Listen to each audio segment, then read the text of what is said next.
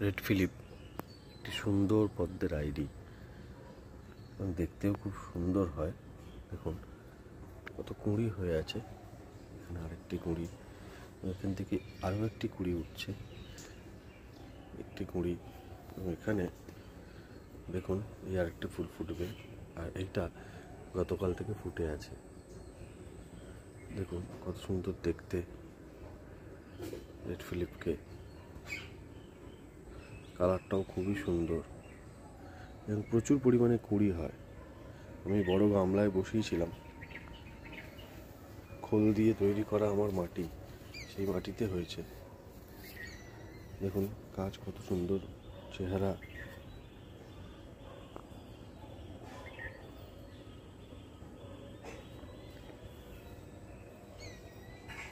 এখান দিয়ে আরও একটি কুঁড়ি বেরোচ্ছে।